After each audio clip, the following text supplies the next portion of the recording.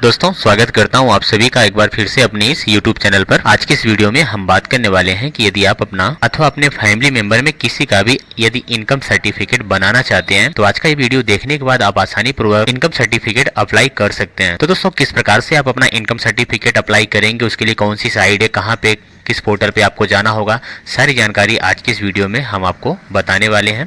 तो दोस्तों वीडियो में लास्ट तक बने रहिएगा और हमारे चैनल पे आप नए हैं तो वीडियो को लाइक करके चैनल को भी सब्सक्राइब कर लीजिएगा, जिससे हमारे तरफ से आने वाली ऐसी लेटेस्ट वीडियो आप तक पहले पहुंचती रहे। दोस्तों इनकम सर्टिफिकेट अप्लाई करने के लिए आपको सिंपली अपने मोबाइल में ही अपने क्रोम ब्राउजर को ओपन कर लेना है। ओपन करने के बाद यहाँ पर आपको टाइप करना है edistrict.gov.in। टाइप करके जब आप सर्च करेंगे तो कुछ इस प्रकार का आपके सामने एक नया इंटरफेस ओपन होके आएगा, जहां पर एक ऑप्शन आप कॉर्नर में देखेंगे लॉगिंग का दिखाई दे रहा है। तो जब लॉगिंग वाले ऑप्शन पे आप क्लिक करेंगे, क्लिक करने के बाद दोस्तों स्क्रॉल करके नीचे आएंगे तो एक ऑप्शन आपको दिखाई देगा सिटीजन लॉगिंग ई साथी का। तो आपको इसी ऑप्शन पे क्लिक करना है। तो दोस्तों जब आप इस ऑप्शन पे क्लिक करेंगे तो फिर से आप एक नए इंटरफेस पे आएंगे। तो यहाँ पर सबसे पहले आपको यहाँ इस कॉर्नर में आना है। यहाँ पर आप देख सकते हैं लिखा गया है यूजर का नाम और यहाँ पे पासवर्ड दर्ज करने के लिए बताया जा रहा है। दोस्तों यहाँ पे यूजर नाम और पासवर्ड दर्ज करने के लिए हम आपको ये बताना चाहते हैं कि यदि आप नया यूजर हैं, पहली बार आय प्रमाण पत्र बनाने के लिए अप्लाई कर रहे हैं, तो यहाँ पर आएंगे तो एक ऑप्शन आप देखेंगे ऊपर की तरफ नवीन उपयोगकर्ता पंजीकरण का। तो आपको इसी ऑप्शन पे क्लिक करके अपना जो है यूजर आईडी और पासवर्ड सिंपली जनरेट कर लेना है। दोस्तों ये प्रोसेस बहुत ही सिंपल होता है, आप नॉर्मली ढंग से इसको आसानी पूर्वक कर लीजिएगा। तो दोस्तों यहाँ पर हमारे पास पहले से आईडी और पासवर्ड जनरेट है, तो हम यहाँ पर इस यूजर वाले नाम पर आकर के अपना आईडी और यहाँ पे पासवर्ड जो है दर्ज करते हैं। दर्ज करने के बाद यहाँ पे जो ये कैप्चा कोड दिखाई दे रहा है, इस कैप्चा कोड को यहाँ पे मेंशन करके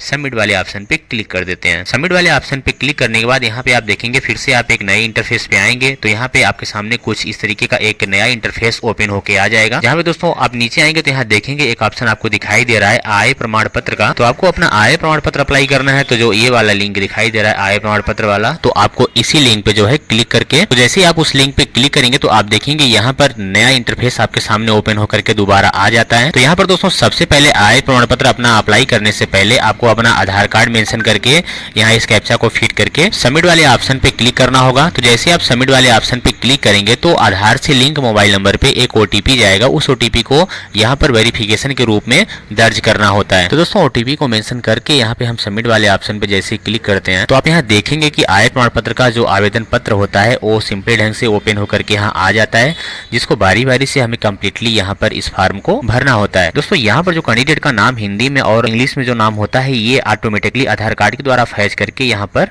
आ जाता है। लेकिन इसके बाद जब आप अगले स्टेप पे आएंगे, यहाँ पर जो पिता का नाम है, पिता का नाम जो है यहाँ पे आपको मैनुअली मेंशन करना होता है। तो यहाँ पर जब आप नाम मेंशन करेंगे तो नाम को भरते समय सबसे पहले आपको ये ध्यान देना है कि ये नाम जो भी आप इंटर करेंगे यहाँ पर सब हिंदी लैंग्वेज में ही यहाँ पर लिख करके आपको सबमिट करना है। तो दोस्तों यहाँ पर कैंडिडेट के पिता का नाम मेंशन करने के बाद नीचे आएंगे तो यहाँ पे कैंडिडेट का जो मदर्स का नाम है उसको भी यहाँ पे आपको मेंशन करना है। मेंशन करके फिर से आपको नीचे स्क्रॉल करके आना है। तो यहाँ पर अपना जो है पोस्ट, उस पोस्ट को आपको दर्ज करेंगे। पोस्ट दर्ज करने के बाद यहाँ पे अपने जनपद को सेलेक्ट करना होगा। जनपद को सेलेक्ट करने के बाद यहाँ पे तहसील पूछा जा रहा है, तो आप अपने हिसाब से जो तहसील है उस तहसील को आप दर्ज करेंगे। तहसील दर्ज करने के बाद यहाँ पे अपने विलेज को जो है आपको सेलेक्ट करना होगा। विलेज का नाम सेलेक्ट करने के बाद आपके पास अगर कोई मोबाइल नंबर ऑप्शनल के रूप में अवेलेबल है तो यहाँ पे आप दे दीजिएगा। दोस्तों मोबाइल नंबर अपडेट करने के बाद यहाँ पे जब आप नीचे आएंगे तो यहाँ एक ऑप्शन आपको उपरोक्त का दिखाई दे रहा है। तो आपको उपरोक्त वाले ऑप्शन पे क्लिक करेंगे। तो जैसे क्लिक करेंगे तो यहाँ पे जो एड्रेस होता है वो मैनुअली इस कॉलम में टोटल सबमिट हो जाता है। इसके बाद जब आप नीचे आएंगे तो यहाँ पे व्यवसाय पूछा जा रहा है। तो व्यवसाय के रूप में आप यहाँ पे कृषि वाला ऑप्शन सेलेक्ट करेंगे। तो इसके बाद यहाँ पर परिवार का विवरण देना है। तो यहाँ पे आपके परिवार में कितने सदस्य हैं, तो आप जो है सिंपली परिवार की जितनी संख्या है उसको आप यहाँ पे मेंशन करके क्लिक कर देंगे। जैसे कि यहाँ पर हम एक नंबर सेलेक्ट किए हैं तो यहाँ पे परिवार के सदस्यों का कुल नाम यहाँ पे एक कॉलम के रूप में आ जाता है, जहाँ पर हमें परिवार का जो सदस्य का नाम है उसको यहाँ पर भरना होता है। नाम भरने के बाद दोस्तों यहाँ पे व्यवसाय जो है उसको दर्ज करके यहाँ पे व्यवसाय से क्या इनकम है उसको आपको यहाँ पे मैनुअली ढंग से भरना होता है, जिससे कि हम यहाँ पे 36,000 ऐड कर दिए हैं।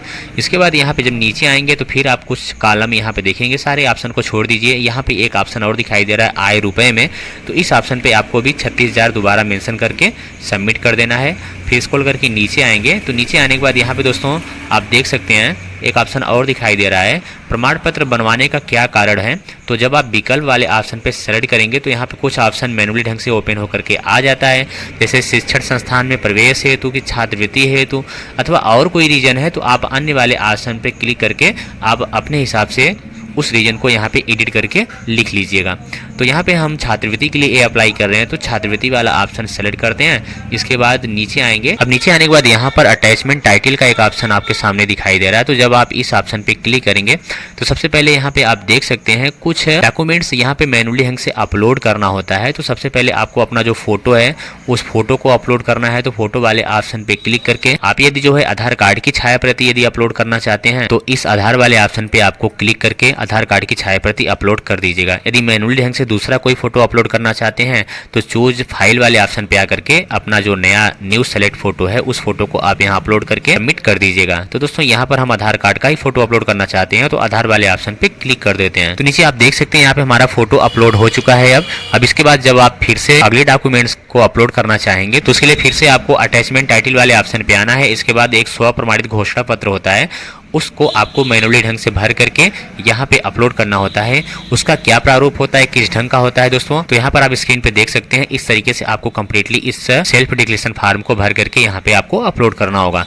तो ऑलरेडी हम यहाँ पे इस फार्म को भरे हुए हैं तो हम इस स्व प्रमाणित घोषणा पत्र वाले ऑप्शन को सेलेक्ट करते हैं और इसके बाद यहाँ पे फाइल को अपने गैलरी से सेलेक्ट करके यहाँ पर अपलोड कर देते हैं। तो यहाँ पे फाइल अपलोड करते समय आपको एक बात और याद रखना है, जो फोटो आप अपलोड करेंगे उसकी साइज लगभग 50 KB से ऊपर नहीं होनी चाहिए और इसके बाद जो दूसरा और अदर कोई भी डॉक्यूमेंट्स आप अपलोड करेंगे तो उसकी भी साइज लगभग 100 KB से ऊपर नहीं होनी चाहिए। और अब यहाँ पे आप देखेंगे कि स्व प्रमाणित जो घोषणा पत्र है वो ऑलरेडी अपलोड यहाँ पे हो चुका है। अब इसके बाद कैंडिडेट का जो आधार कार्ड होता है अब हमें उसको अपलोड करना है। तो यहाँ पर फिर से आप आएंगे अटैचमेंट टाइटल वाले ऑप्शन पे और अन्य वाले ऑप्शन पे जब आप क्लिक करेंगे, क्लिक करने के बाद यहाँ पर आपको लिख देना है आधार कार्ड की छाया प्रति। जो आप अपलोड करना चाहते हैं उसको यहाँ पे मैनुअली ढंग से लिखना होगा।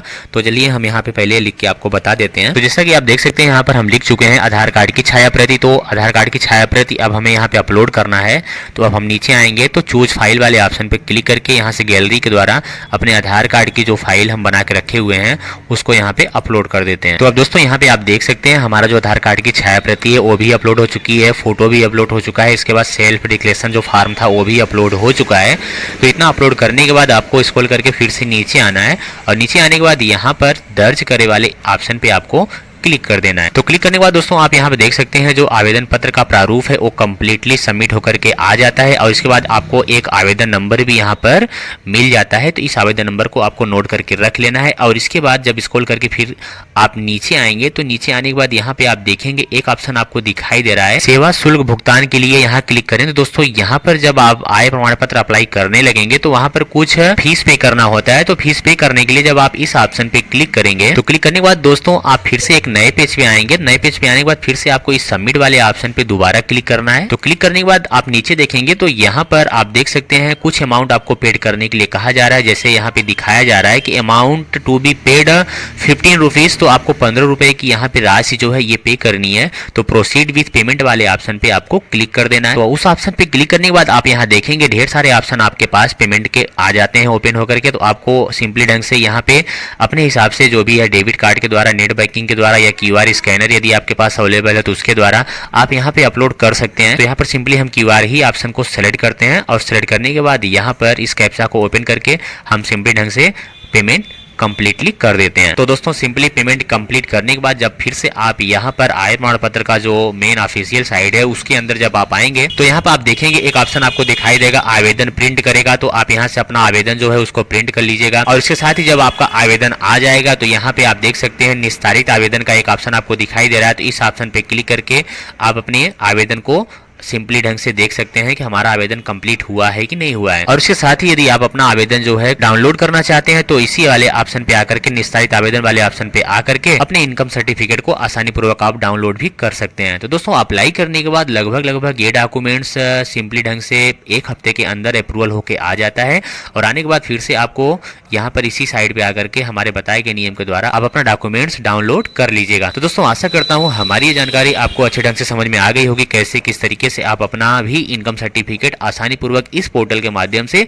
अप्लाई कर सकते हैं और वो भी अपने मोबाइल के द्वारा। तो दोस्तों हमारा ये वीडियो आपको कैसा लगा हमें कमेंट बॉक्स में जरूर बताइएगा और हमारे चैनल पे आप नए हो तो वीडियो को लाइक करके चैनल को सब्सक्राइब कर लीजिएगा जिससे हमारी तरफ से आने वाली ऐसी लेटेस्ट वीडियो आप तक पहले पहुंचती रहे। तो दोस्तों मिलते हैं ऐसे एक नए वीडियो के साथ अगले दिन, तब तक के लिए जय हिंद जय भारत।